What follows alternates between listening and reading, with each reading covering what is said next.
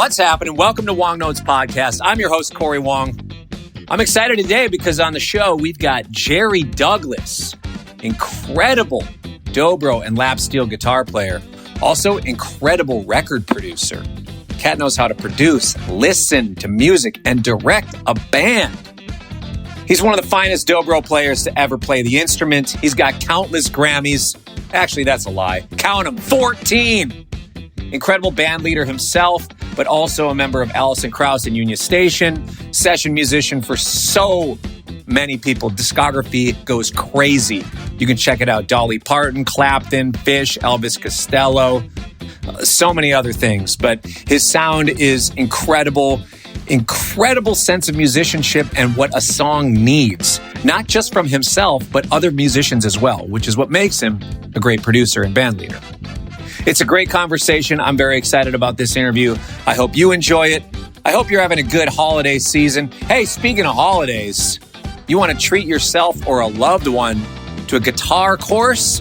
I got a guitar course, the Cory Wong guitar course. 50% off sale going on right now. Use the code HOLIDAY50. My guitar course is up, and it is wonderful. I'll guarantee you, not just for rhythm players, not just for lead players. If you want to level up your guitar playing, this is the course for you. I promise. Okay? Also, gotta let you know, if you're out there in Europe or just want to take a trip to Europe, I'm doing a tour in Europe starting the end of January through February. It's going to be an incredible run. Got my full 10-piece band with me. Got the band couch opening up. It's going to be fantastic.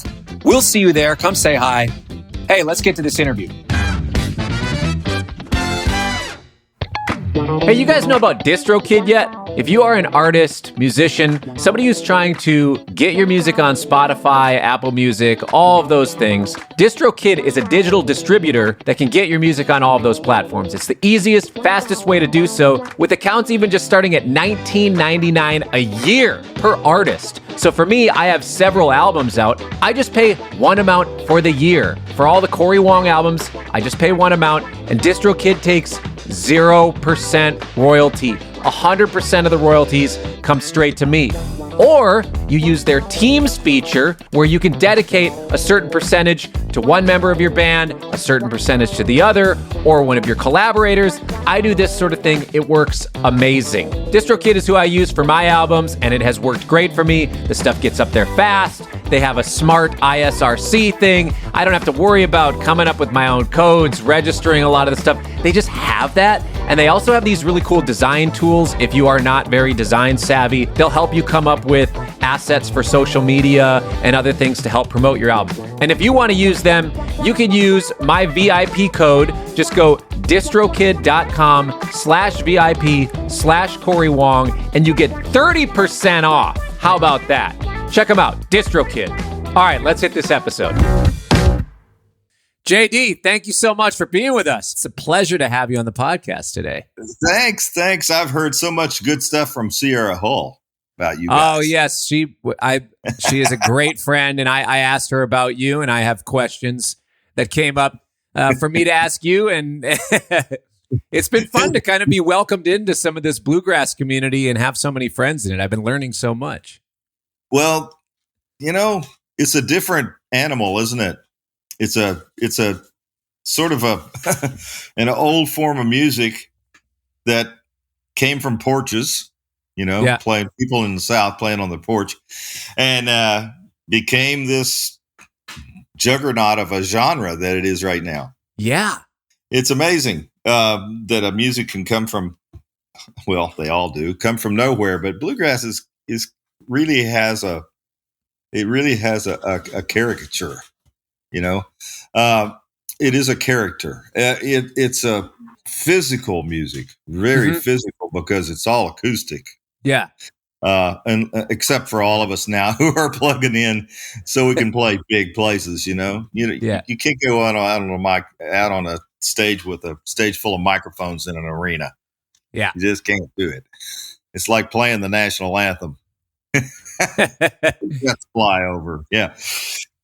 So it's a very physical and dynamic music, and I think bluegrass music has allowed me to go into other genres just because of the physicality of it, and it kind of lets me be a chameleon a little bit, I love adapting to different situations.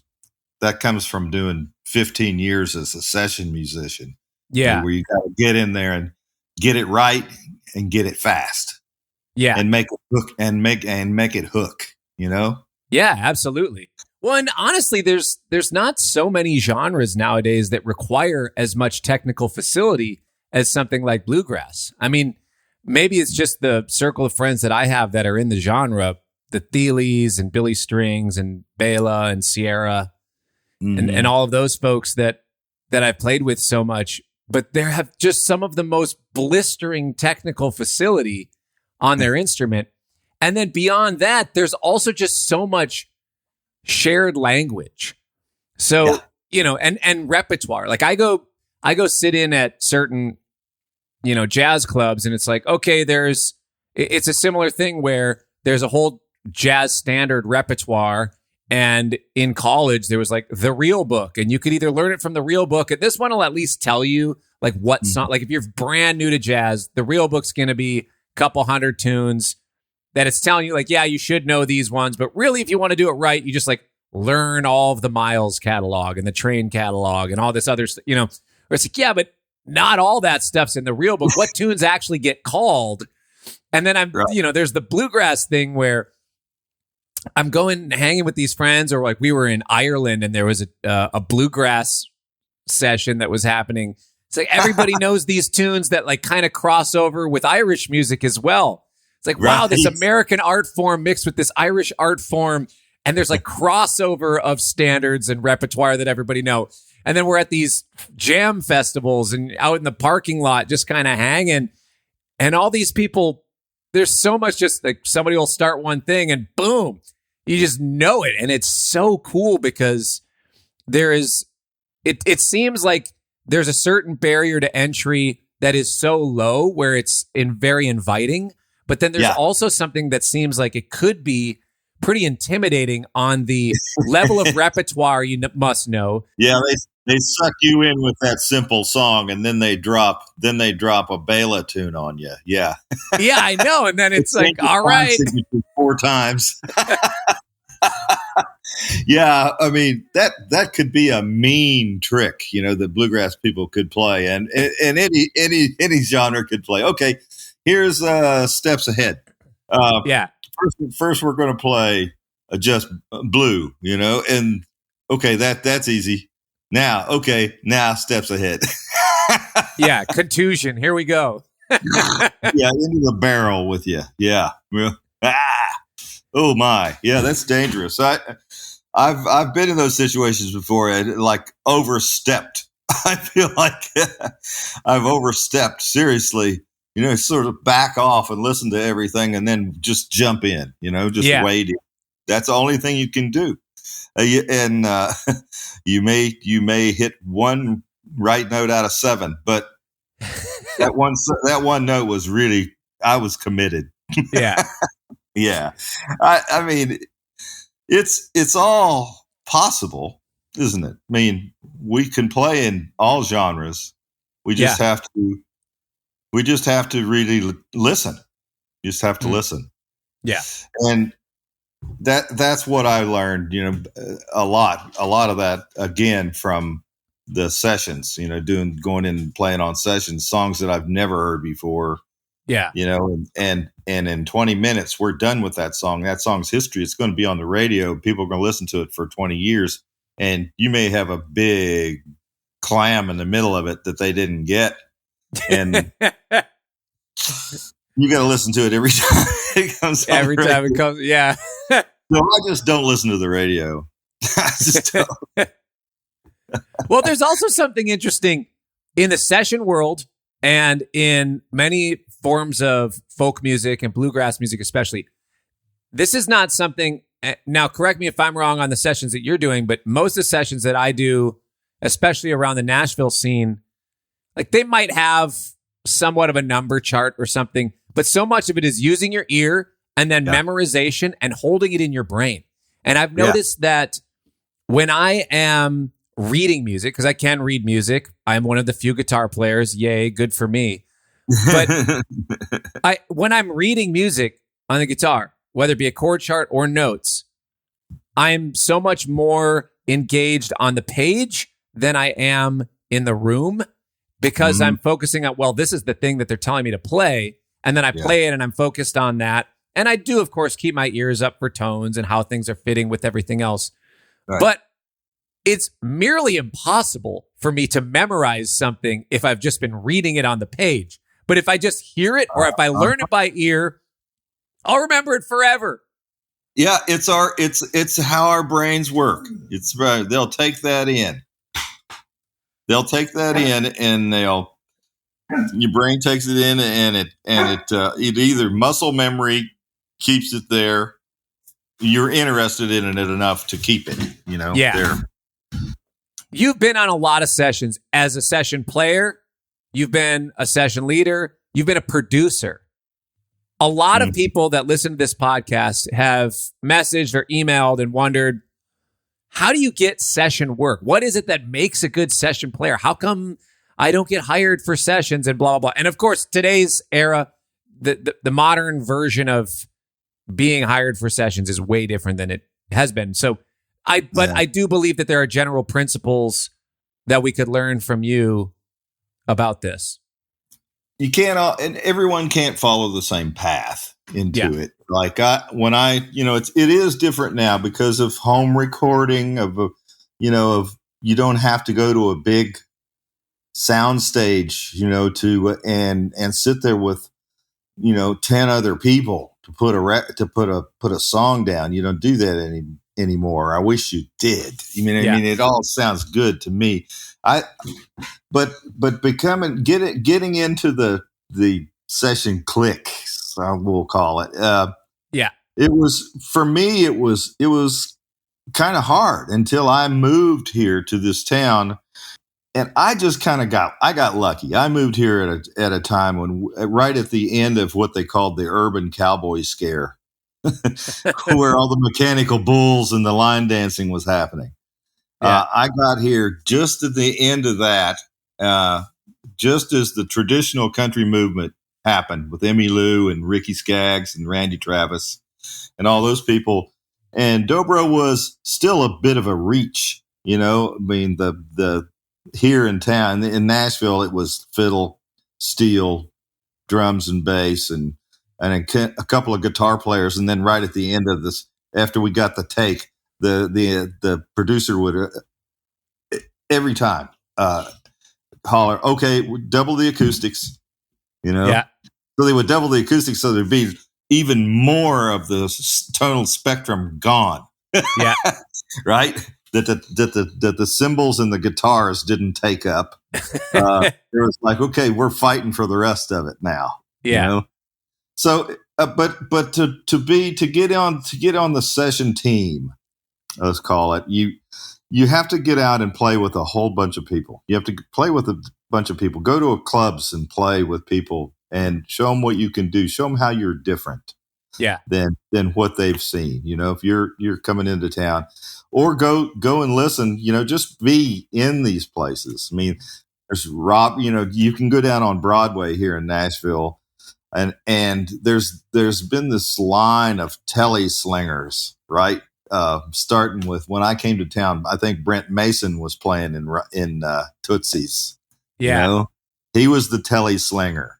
Then it was Johnny Highlander and and Guthrie Trapp and Kenny Vaughan, Donato. All of them have done their time. Yeah. Down on Broadway, where it is a cacophony. I mean, you roll both windows down, and go down Broadway about 9:00 on a Saturday night.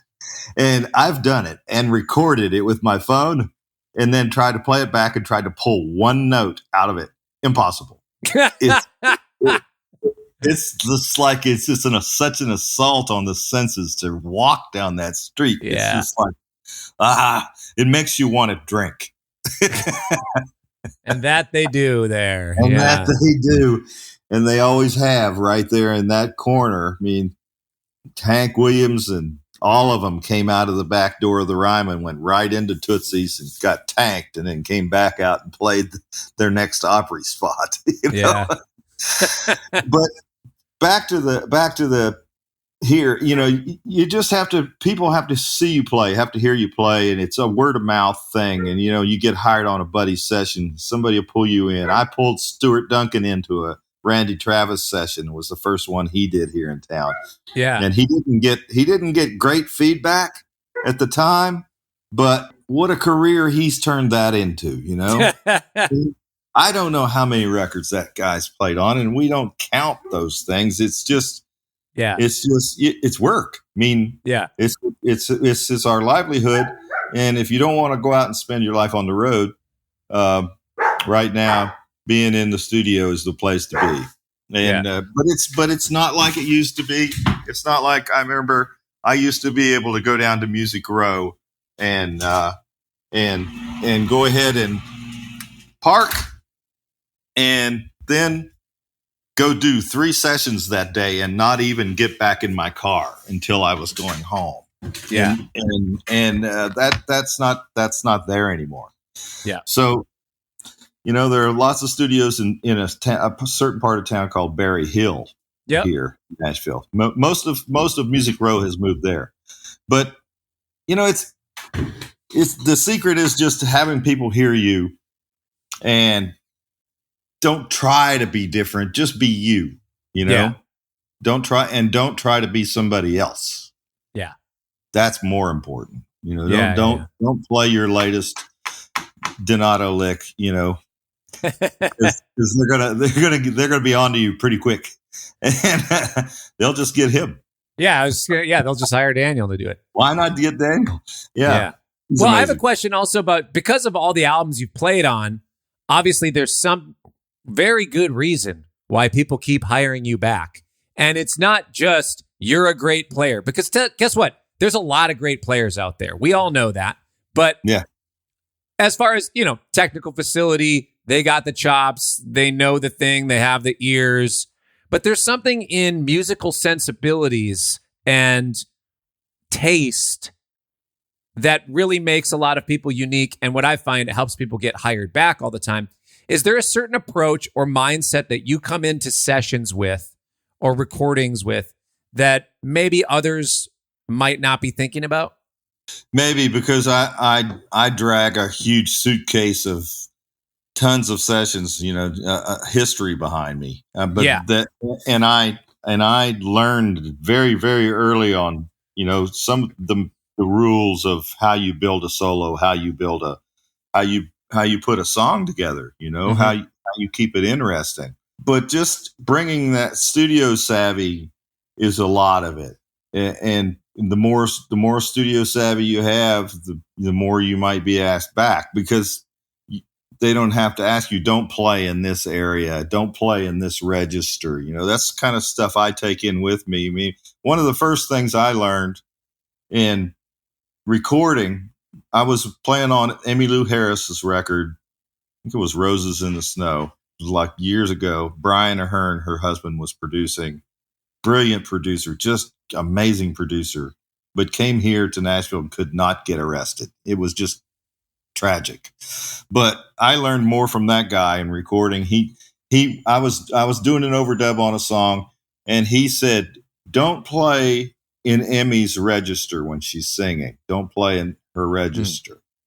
And I've carried that with me all my life. I mean, that I hear Brian's voice every time I get too close to especially a female singer. Get off the high end. You just don't cancel her out. We were talking first. I was talking about all those guitars taking away the tonal spectrum. Don't you love to hear just some open spaces in there somewhere? That someone hasn't covered. And I mean, it doesn't have to happen, but it's nice when you hear just a space that somebody didn't take. In a fit of taste. They didn't play it. They didn't play that one and just left that one. So there's a surprise down the road, Sometimes I think that the best thing you can play is nothing. Mm-hmm. you know, in this music. I mean, in what I was doing, and because I would come in and I'm not just a player, but I have been a producer, and I know when to keep my mouth shut. I'll say that. I'll know if somebody's producing, it's their show. Mm-hmm. But if we're headed over a cliff, I might speak up, you know. Yeah. But I'll go over the cliff with everybody once, but and maybe not twice. Yeah. But yeah, it's just when you bring a lot of experience into the studio with you, you will get hired back a lot. I mean, that happened in this town, you know, the Nashville sound that happened here in the 60s when Chet Atkins was ruling the roost, you know, and he had these guys that he counted on to be his rhythm section. I mean, he had it all planned out. Every record started to sound the same, you know?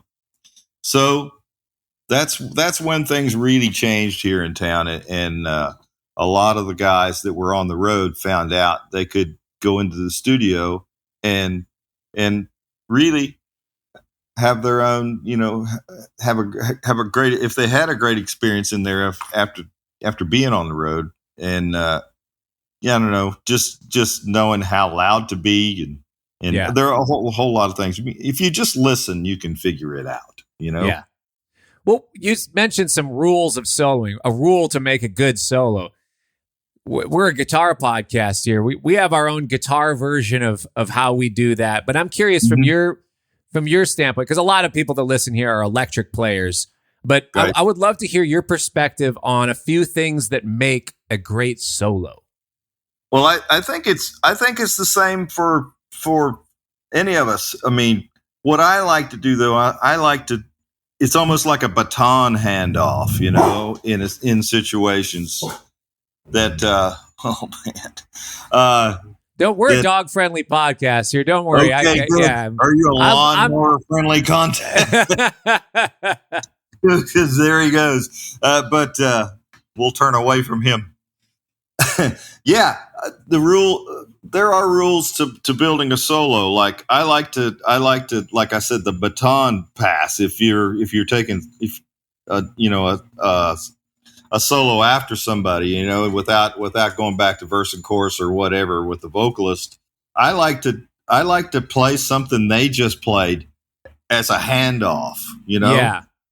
I kind of think of it as like a film or like a story, you know. So you take the handoff from somebody and you prove that you know the melody in some way in the front. You know, you fully access the melody and then zeep boo ba, you know, for a while. Yeah. And then I always come back to some part of the melody because I like to drag the listener with me. Yeah. I don't want to run off from them. And just leave them in a dark room. I want to take them with me. I want them to understand why I'm doing the things that I'm doing. You know, it may be a counter melody to whatever I'm playing against, but you know, we'll be passing through the same. I will honor the changes. Yeah, but that may be where it ends. You know, until I get close to the end of the solo, and then I'll try to hand it off again with some part of the original melody. Yeah. That's how I build a solo. I start off, lift off, you know, then go around the moon a few times and then come back. A good healthy dismount. Yeah. A soft landing. Yeah. Well, I love that because it shows two things. Number one, awareness of the song and what context you're playing. It's not like, oh, I'm just playing on some chord changes and I get to do my thing. You're playing over a song. And then the other part with the baton pass is I'm engaging with the folks that I'm on the stage with or in the studio with. I am letting you know that I respect you enough to listen to what you are saying and for me to try to continue on. Like, I value what you're doing and I hope to continue what you're doing and develop it into something else and hopefully pass it on to somebody else who I will trust that they will continue to develop it. So there are two conversations going on at the same time. There's the one that you're having with the musicians in the room that you're playing with, and the one that you're having with the listener as you're trying to include them. I think we should include the listener. You know, Yes. A lot of times, I know you've heard it too. I mean, if somebody will just go off because they can, and it really doesn't have anything to do with anything. It's like, come back to us, you know, or while you're out there, you know, pick up a loaf of bread or something, you know. Yeah. You know, I know you're good, but it's okay. You don't have to do that. You know? I know. I have great friends that I'm like, and I mean, dude, we're all guilty of it. The only reason why you and I are laughing is because we've also done. Yeah, we're laughing because we do it, and some of our closest friends do it, and it's okay to call ourselves on it, and our friends sometimes be like, "Wow, you." Yeah, if I'm going to call my friend on it, I better be willing to call myself on it too. Exactly, and just go, okay, I'm guilty. What do you want to do with me now? Yeah. All right. Yeah. I'll do it again. If it's the studio thing. But that's why I love playing live so much. One chance, man. You got one shot at it. Yeah. And that's it. And it goes by. It's not like, oh, we can just lift this part from this take. And, you know, No. Play it. I've gone through stages in my life and in my studio career where I've gone, I might not get the solo until the fifth take or anymore. I swear, I think my first takes are better now because of the experience in the studio and just so many songs and so much information, you know, that I think I can read a song better the first round. The first take, and then later on I start thinking about it. You can hear then I hear me thinking. I don't want to hear me thinking. I want to hear it flow, you know. I want the thing I want it to move, like, unfortunately in our times, like a river. But I don't want it to be jerky. I don't want it to be messy. I don't want it to be I don't want one idea changed to a different idea too soon in a jerky method. I want it to be smooth. Well, I'm curious, setting wise, certain types of music, like what I do, I have there's a lot of rhythmic density in the music that I play, and I have a 10-piece band. I love that. I love that, by the way. Thank you. It's a driving rhythm in it. It just never lets go of you. It's great. I love it. Like a freight train, man. Yeah. I love that. I noticed there's certain rooms where it translates better. And obviously, we as artists, we love to grow. And I'm trying to figure out, you know, as I grow into playing into bigger places, I'm very, very in tune with my sound engineers to make sure that it comes across and that it's not all just a wash. And I recognize that there's certain rooms that are more ideal than others for certain types of things. And that's okay. Sometimes you just adapt. But in what you do, it's also very rhythmically dense, and it's naturally, maybe this is redundant, it's a very acoustic genre. And there's so much that relies on the autonomy of, I'm going to play a little bit quieter here and then play louder there. It's like self-mixing in a lot of the traditional sense. I'm wondering for you, what is the ideal situation, room-wise, sound-wise, miking-wise, that where you just feel like it's the best representation of what you and your band does? Well, I think that, you know, it changes from band to band, of course, you know, and how much sound you're pumping out. But yeah, the space that you're doing it in, you get feedback off of it pretty quick. I mean, I remember one time playing in Town Hall in New York. Yeah. Somehow we took on a feedback, and it suddenly just took on a life of its own. And that room is round. Yeah. So it was just like you could see it going around the room, and the engineer is standing back there like this. He's got no control over what's happening unless he just pulls the master fader, and just shuts it all down, which is what eventually happened. But yeah, so I love rooms. I love rooms that are, and hate rooms that are very ambient, with a nice long throw of like a reverb 2.6, kind of a room. But it can be a problem when your band might not have such a good time in there because your things are happening so fast that they will start to double on you. Sure. And I think that's what you're talking about, reading the room. I mean, you kind of have to change your delays or bring it down a little bit just so it doesn't start eating itself, Yeah. That can happen. But I love for a lot of the stuff that I do, with Allison Krauss, that song, like she says, she's not happy unless everybody leaves there sad, That's the idea of our band, is like to leave. It's beautiful, but you need to, it's all just so you want to kill yourself, it's over. But those rooms are, there's such space in that music that I can hit a note and just hear it go forever. And that's really what I wanted it to do, was to go right on into the next section, without. Some of those rooms are nice. The Ryman here in Nashville is probably, I think, it's the best room I've ever played in. It's just such a great natural sound to it, and also to me that's a childhood memory of hearing that room on the Grand Ole Opry. Mm-hmm. So I've heard that room for all my life, and the first time I went in that room to play, I heard John Huey, the great steel player for Conway Twitty. I heard his steel bouncing off that old Confederate, the balcony floors there. of the balcony. Yeah, that balcony was just crazy.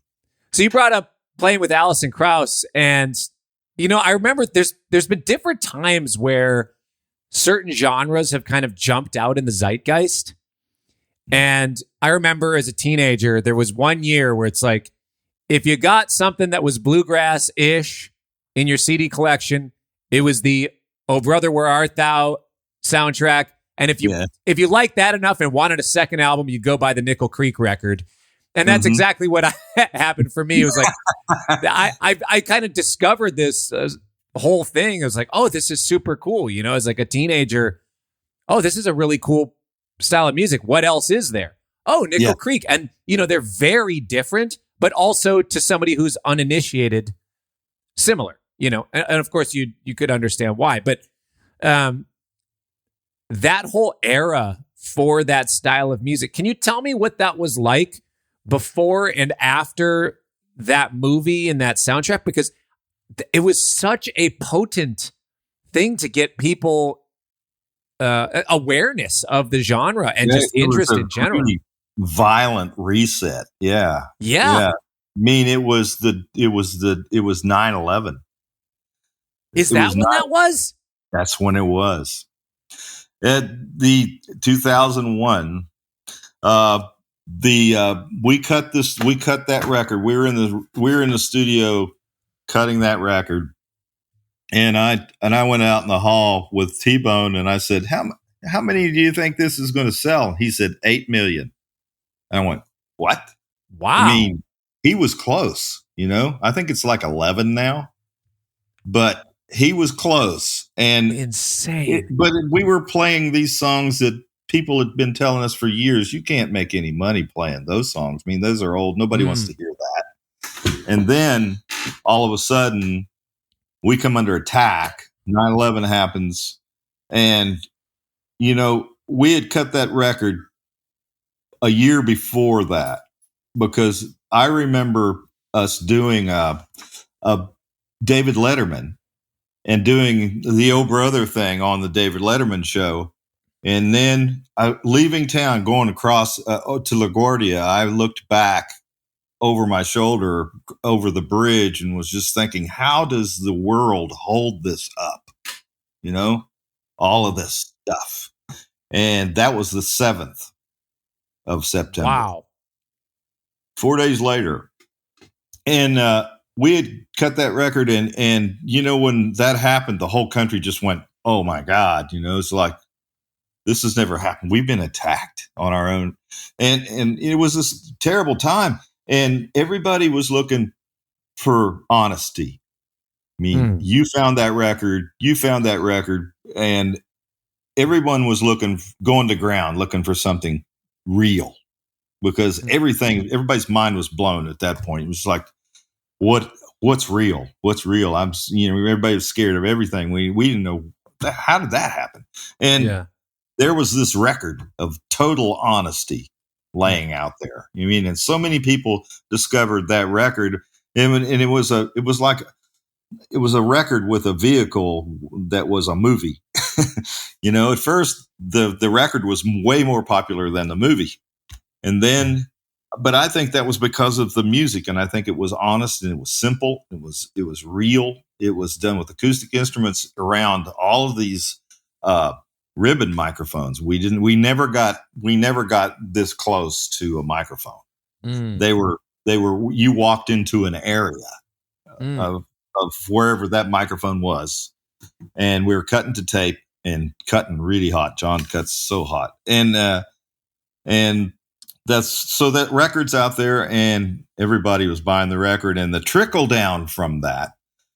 Before that, bluegrass music, you know, everything was going along kind of like it was. I mean, it was okay.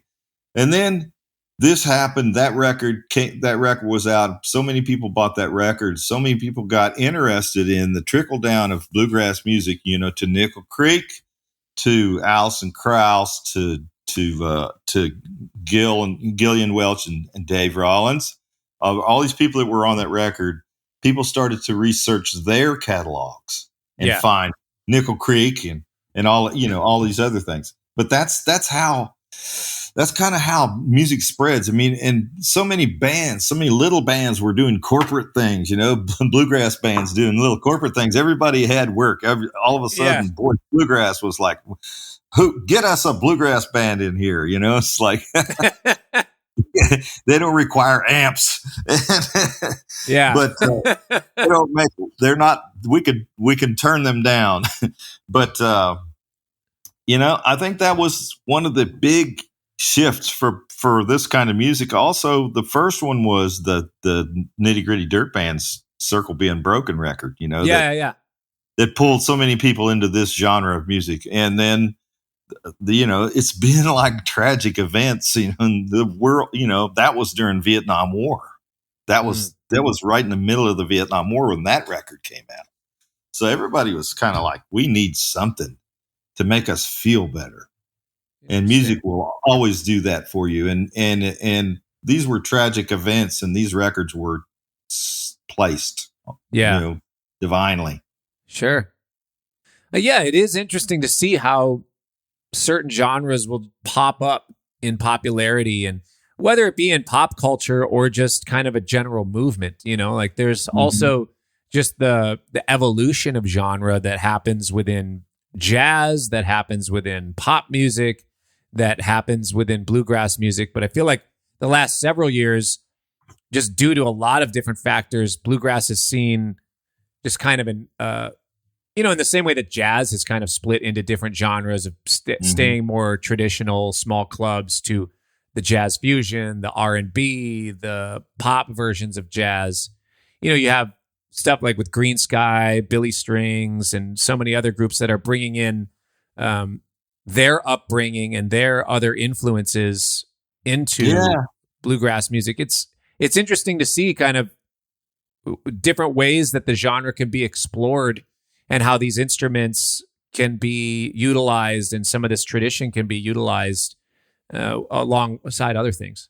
It's like my band. We'll play something blazing song, and then we'll play a weather report tune. Yeah. Know? So because I love. I mean, I was just a bluegrasser. I was playing with J.D. Crowe and Tony Rice. I mean, I was in the best bluegrass band you could possibly be in. And a friend of mine took me over to, I was living in Lexington, Kentucky, and he took me over to his house. And that day I heard, for the first time, I heard Chick Corea and Weather Report. My mind was just blown. Yeah.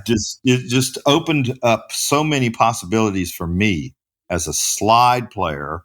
And, I ran out of dobro players to listen to learn from at a certain point. I started listening to saxophone players.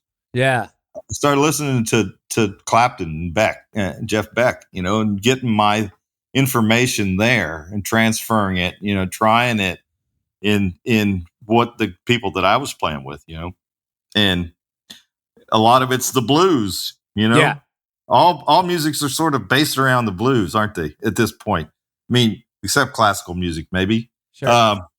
But when in doubt, just start playing the blues. Yeah. You'll find your way out. You'll find your way out of whatever bag you're caught in. Yeah. And but that's where I started getting a lot of my information from, was other instruments, because my instrument is such a new instrument.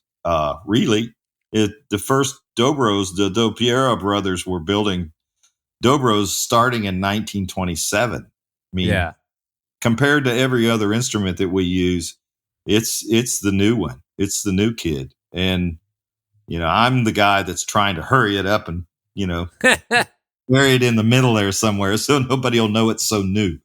Make it sound like it's been there forever. I like that. That's cool. That's my job. That's my job. That and just, like I said before, being a chameleon. I love playing all these different kinds of music, so I'll hide in it somewhere before I'll, take a walk. Yeah. Yeah. I think of all these things in terms like that. It's sort of like when you're in a band, it's sort of like being in a crowd of people. And all this crowd, but this crowd knows when to speak and when to be quiet. It's a living organism. Yeah, a band. Yeah. Well, I want to get back to the session world because I'm curious. The role of a producer, it has a traditional kind of definition. And the modern day version, when a lot of my peers, when they talk about a producer, it kind of assumes a lot of extra things that go beyond what the traditional role of a producer is. And of course, that depends on the genre of music, what type of artist this producer is working with, all that sort of stuff. It's not just somebody making beats and mixing it and throwing something on top of it. But that is a version of that definition. There's a lot of versions of what people bring to the table as a producer. Famously, the Rick Rubin approach, or in the modern world. But there's all these different producers that bring a thing to the table, and of course, it's different for each genre. But I'm curious. Like I know you worked on Molly Tuttle's record as a producer. You worked on a bunch of great albums that I've loved. I'm wondering what you think, with your experience as a musician, session player, artist, and as a producer. What do you think the X factor is that you bring as a producer, and what do you try to accomplish with that role?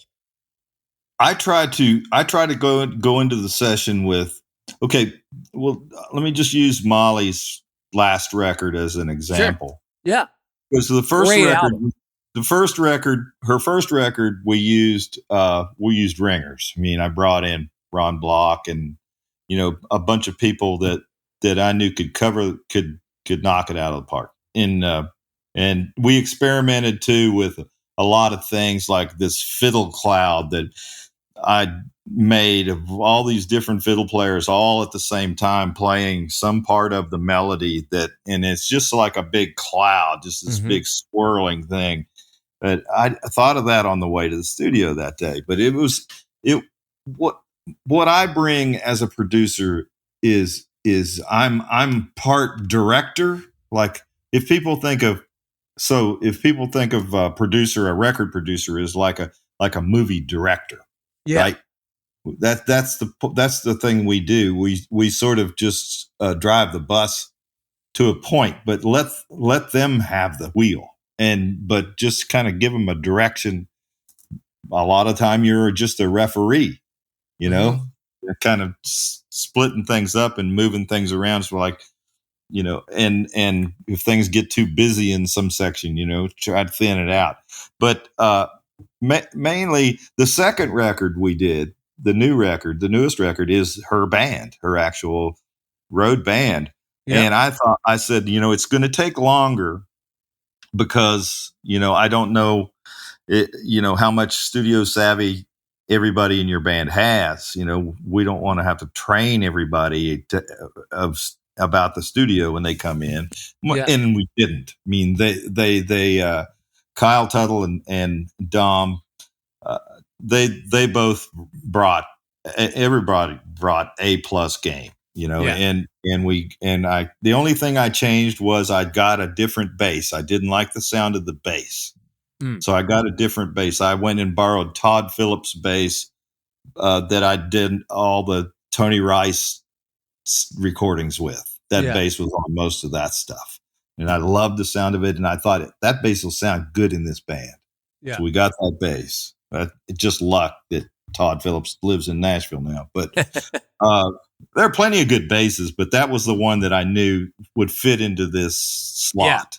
Yeah. And so I listened to the band and I brought them all down front and we did a circle and we sat there and we sussed out all of the songs, arranged them right there, you know, together where we could all see each other, not being in a different room, you know, and just going on sound but being able to having eye contact was really important to get these things down, to figure them out, and then send everybody to their individual little airlock, you know? Yeah. And I still love, you know, as a producer, I still love having everybody in the room, you know, and doing takes and doing edits, you know, and bluegrass bands are pretty good about not setting a click, you know? Yeah. We don't like to play against a click. We like to surge and then come back and surge, you know. Yeah. So do you. And and it's not, and when you got a click, you're playing against this click, it just deadens you. Sure. It holds you in place and it kind of takes your ideas away. It's an idea sucker. And so we may try it with a click a couple times just to get comfortable with that tempo. Yeah. But then take that click away and let people play. Let it surge and let it come back to its comfortable place. Yeah. And those are kind of things that I think about as a producer, but and I'll, you know, kind of try to make, you know, try to build something into the song that gives it legs, that gives it a chance to go somewhere else for a second. You know, it's just a palate cleanser within the song. Yeah. And so it renews your energy for the song.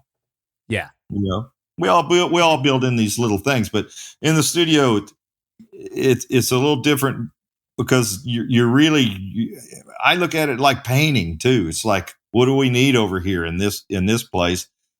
I need Bronwyn. I need Bronwyn to just rise up right here and just, you know, just go nuts right here. Yeah. Because we want to bring a lot of energy to this place in the song.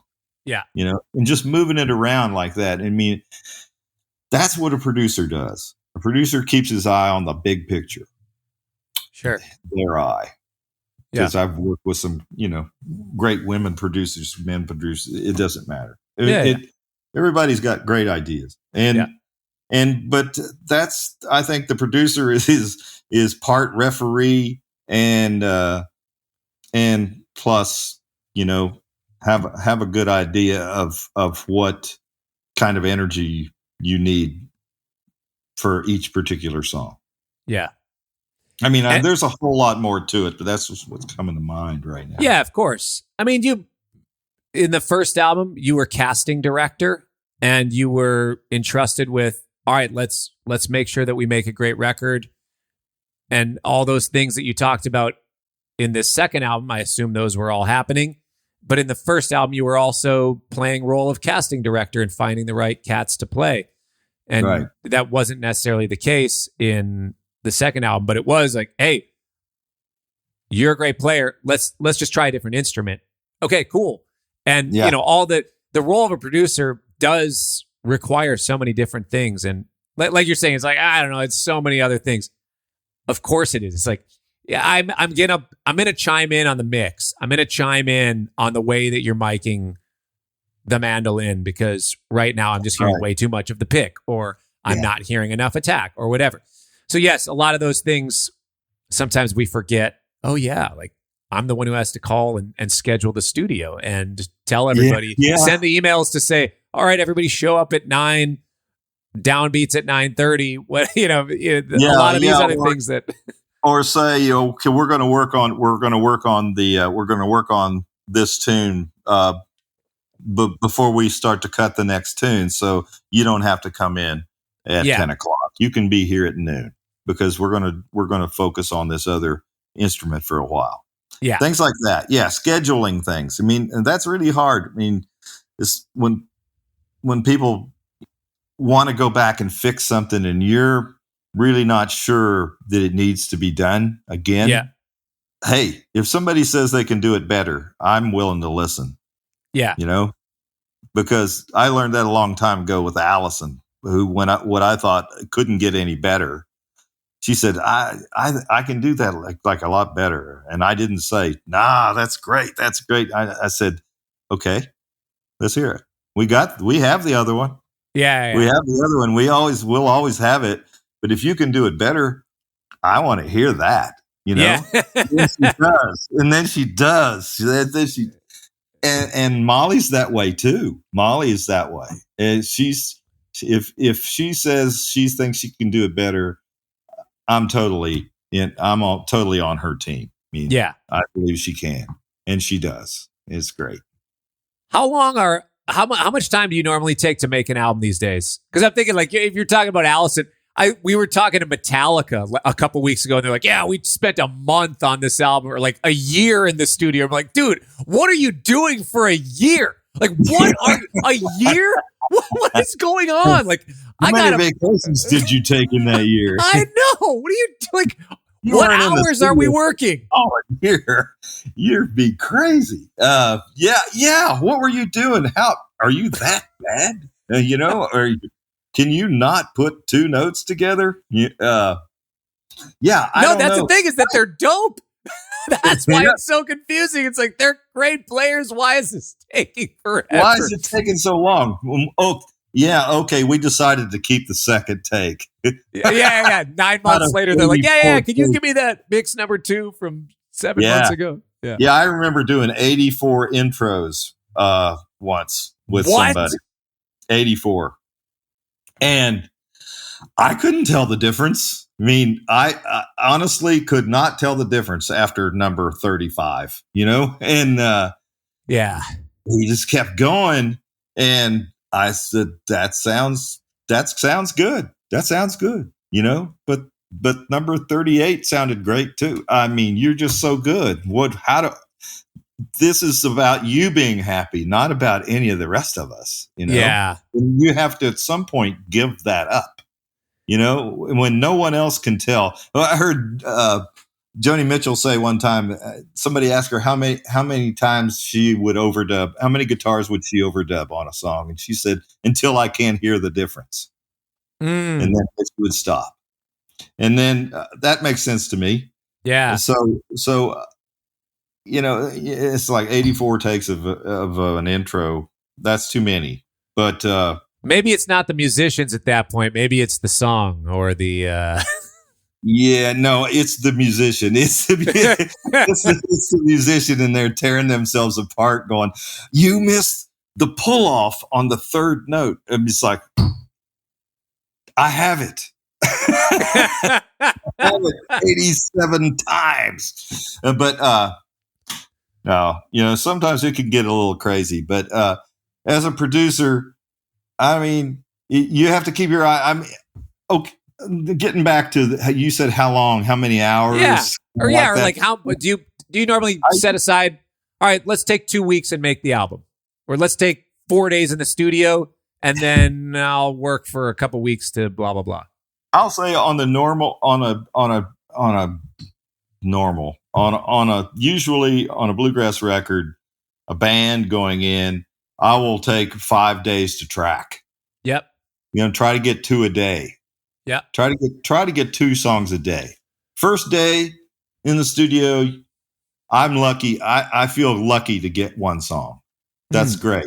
If all the stars line up, everybody's happy into their instruments. They're happy with the microphones. We switch out microphones and everything. Like you say, too much. It's too dark. It sounds too dark. We need to brighten it up.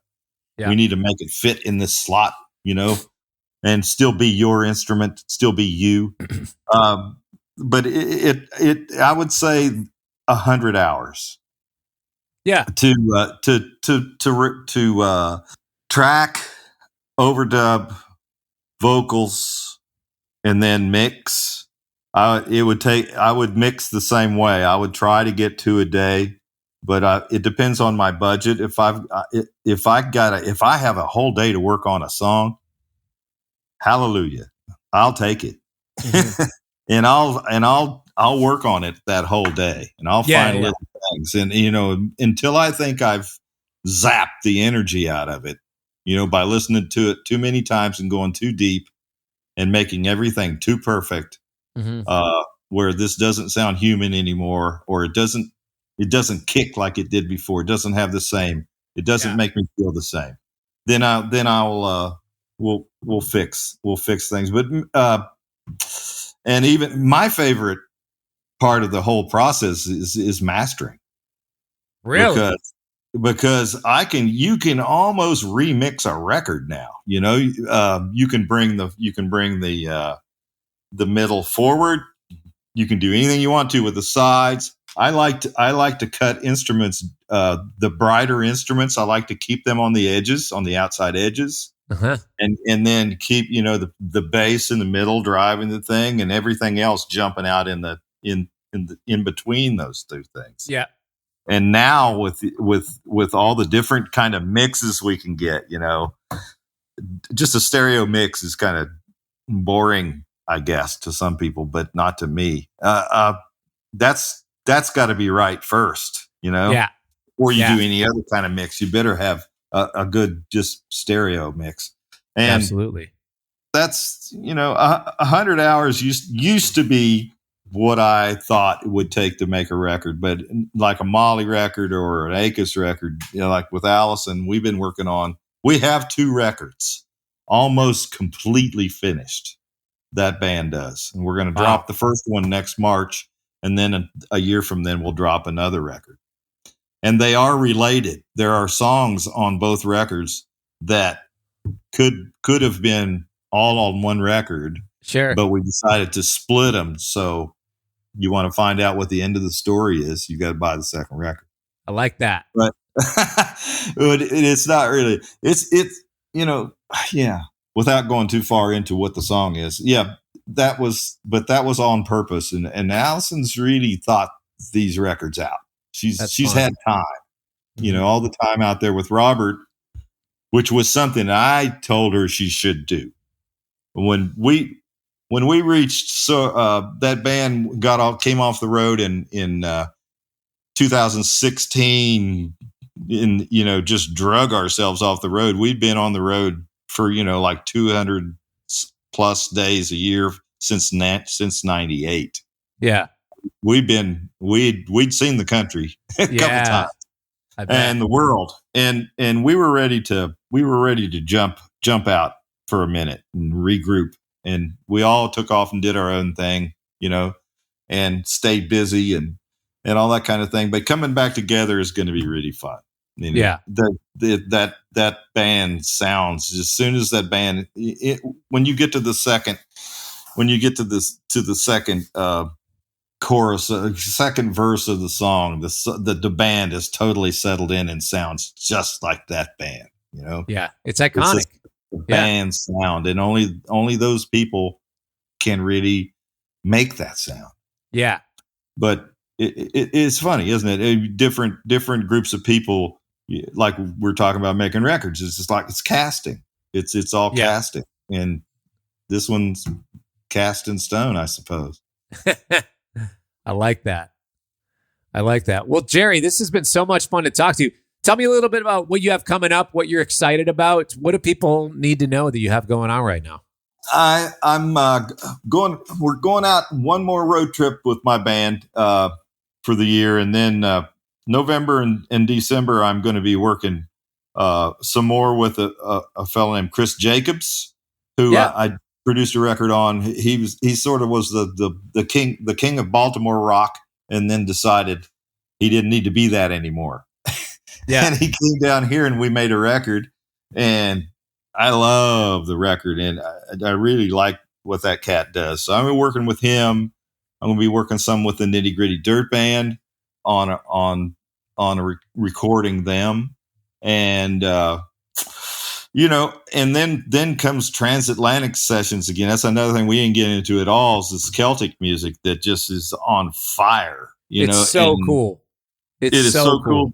When you were talking about listening to bluegrass bands and how they change things, that's how it all came from them. I mean, bluegrass music owes a lot to Celtic music. It came over here and informed Bill Monroe, and with the fiddle tunes and the field hollers and all that kind of stuff. But the Celtic music is I have that coming up, and some outlaw cruise next year. Nice. Yeah. Oh, those cruises are fun, but they can be fun.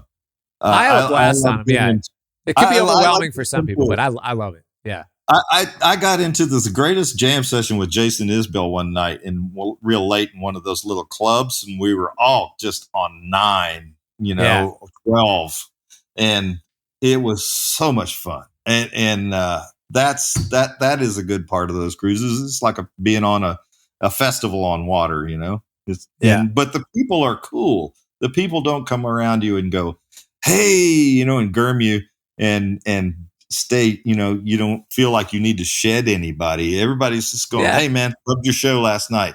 Yeah. Loved your show last night. And it's very cool. I love that.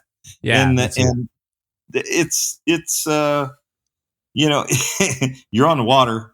That's the only thing that worries me. Yeah. I did a cruise one time. There wasn't a cruise anymore because too many people had fallen off the boat. So they put these people on land. They put them in the Dominican at the it was a Kid Rock thing. I'm so surprised. My manager said he said, you want to do this? I said no. And I was walking out the door and I said, how much?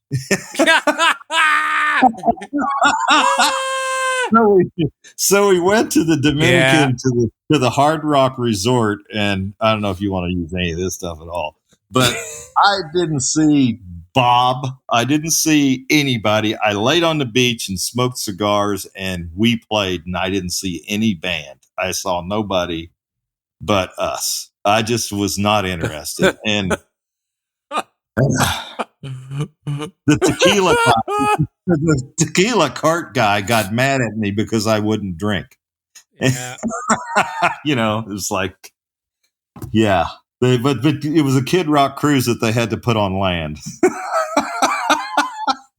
It was ridiculous. If I remember right, that cruise is called the Chillin' the Most cruise. That's right. Chillin' the Most. Yes, Come on, man. I have some friends that have been on that cruise, not as participants, but as people that were hired to play. Well, Chillin' the Most cruise. Yeah, Chillin' the Most. Yeah, not for me. I did not chill. Only on the beach. It was fun.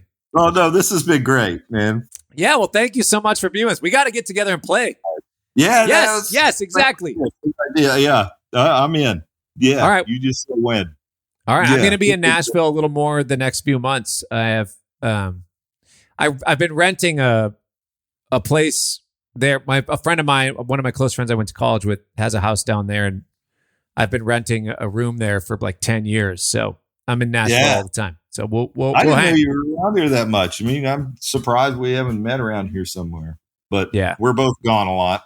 Yeah. I understand. Yeah. Well, we'll make it happen. Okay. I enjoyed it, Cory. Thanks a lot. Yes, Thanks, thank you so much. There you have it. Jerry Douglas. What an incredible musician. I love his take on music and just musicianship and what's needed out of a song and out of each player. Great ear. I mean, and that comes from experience too. Obviously, playing on so many records, that's going to teach you a lot. Hey, thanks for joining us today. I really appreciate you listening. If you've made it this far, hopefully you'll listen to other episodes. And if you haven't listened to any other episodes, I've got great interviews with folks in the same genre as Jerry. I got Chris Thiele, Sierra Hall, Billy Strings, Bela Fleck, several others. And also, if you're a guitar player, bass player, producer, check out the list of musicians that I've interviewed, because honestly, it's been really fun and very fruitful for me to learn from these people. And it's been amazing. So thanks for listening. We'll see you next time. Peace.